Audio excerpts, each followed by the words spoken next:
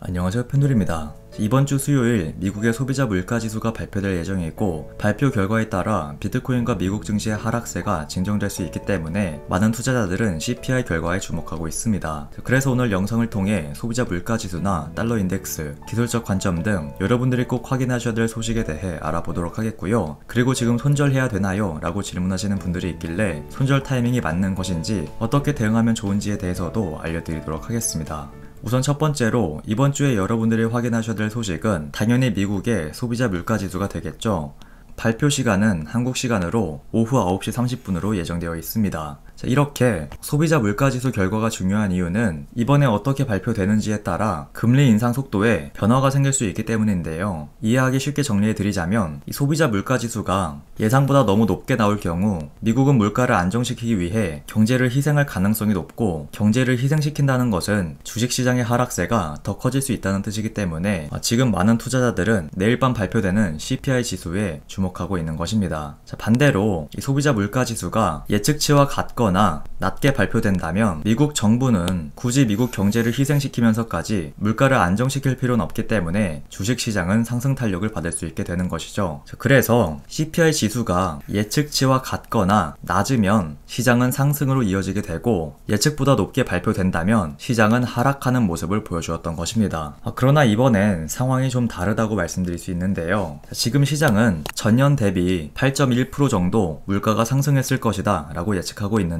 여기서 8.1%보다 높은 8.2나 8.3% 수준으로 발표되더라도 시장은 상승으로 움직일 가능성이 높은 상황입니다. 그 이유는 지금 시장이 주목하고 있는 것은 8.1%라는 수치가 아닌 물가가 정점에 도달했는지에 집중하고 있기 때문인데요. 한마디로 예측치였던 8.1보다 높게 나오더라도 전달 발표된 수치보다 낮으면 인플레가 정점을 찍고 완화되고 있다는 신호로 해석할 수 있기 때문에 시장의 예측치보단 전달보다 낮게 발표되는지에 집중하고 있는 것입니다. 그래서 내일 밤 발표되는 소비자 물가지수 꼭 확인해 보시길 바라고요. 단기 투자하시는 분들은 정확히 9시 30분에 큰 변동성이 있다는 점 참고하시길 바랍니다. 그리고 이 소비자 물가지수가 중요한 추가적인 이유는 바로 달러 인덱스에도 영향을 주기 때문인데요. 최근 달러 인덱스를 보시게 되면 상승세가 꺾이려다가 다시 반등했던 모습을 볼 수 있었죠. 그 이유는 다음 달인 6월 FOMC 때 이 기준금리가 50bp가 아닌 75bp 수준으로 인상될 수 있다는 예측이 선반영되면서 달러 인덱스의 강세가 이어졌던 것입니다.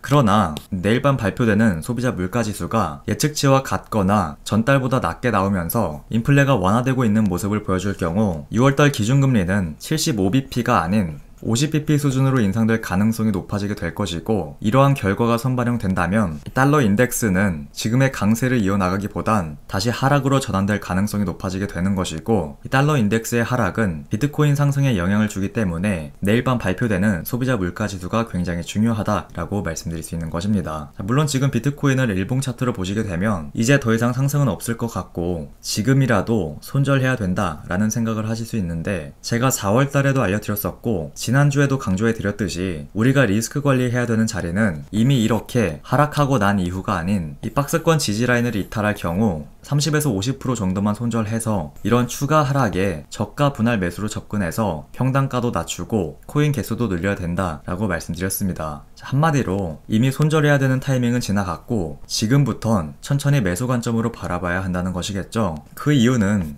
여러분들이 리스크 관리에 성공했다라고 표현하기 위해선 손절하기 전 코인 개수보다 손절 이후 재매수했을 때 코인 개수가 더 증가해야 리스크 관리에 성공했다라고 표현할 수 있는데, 지금 이 자리에서 손절하면 오히려 코인 개수를 증가시킬 수 있는 기회보다 코인 개수가 줄어드는 역효과가 날 수 있는 자리라는 점에서 지금은 손절 타이밍이 아니라고 말씀드리는 것입니다. 그래서 지금이라도 손절해야 되나요? 라고 질문하시는 분들에겐 지금은 손절이 아닌 매수 관점으로 바라보거나 시간 투자를 늘리는 것이 더 효율적이다 라고 답변 드리도록 하겠고요. 물론 지금 당장은 수익률이 마이너스고 변동성도 크기 때문에 투자하기에 많은 두려움을 느끼실 수 있겠지만, 여러분들이 단기 투자자가 아니라 장기 투자로 접근했거나 최근 장기 투자로 마음 먹으셨다면 지금의 이 하락을 저가 매수의 기회로 활용할 줄 알아야 장기 투자의 결과가 그만큼 좋을 수 있기 때문에 지금부턴 손절이 아닌 추가 매수 관점으로 바라보셔야 된다라고 말씀드리도록 하겠습니다. 그래서 방금 내용의 포인트는 여러분들이 투자를 하실 때 오직 수익률만 보는 것보단 손절 이후 같은 금액으로 재매수했을 때 코인 개수가 늘어났는지 꼭 확인해야 된다는 것이겠죠. 자, 그리고 2014년부터 지금까지의 비트코인 차트를 봤을 때 보통 하락보단 상승 기간이 더 길었던 것을 확인할 수 있었고, 예전처럼 하락세경 패턴으로 진행되고 있는 지금의 이 하락세가 결국은 마무리되면서 하락 기간보다 더 긴 상승장이 올 것이기 때문에 지금의 이 하락을 너무 두려워하기보단 투자자라면 누구나 한 번쯤 겪게 될 당연한 조정 기간이라고 생각하시길 바라고요. 자, 앞으로 여러분들이 5년, 10년 넘게 투자를 하시면서 최근과 같은 하락장이 또다시 찾아오게 될 텐데, 그때도 마찬가지로 방금 알려드린 것처럼 무작정 손절하는 것이 아닌 코인 개수를 늘리면서 리스크 관리해야 된다는 점 꼭 기억하셨으면 좋겠습니다. 오늘 제가 준비한 소식은 여기까지고요. 오늘 영상이 도움이 되셨다면 좋아요, 구독 한 번씩 부탁드립니다. 지금까지 팬들이었습니다. 감사합니다.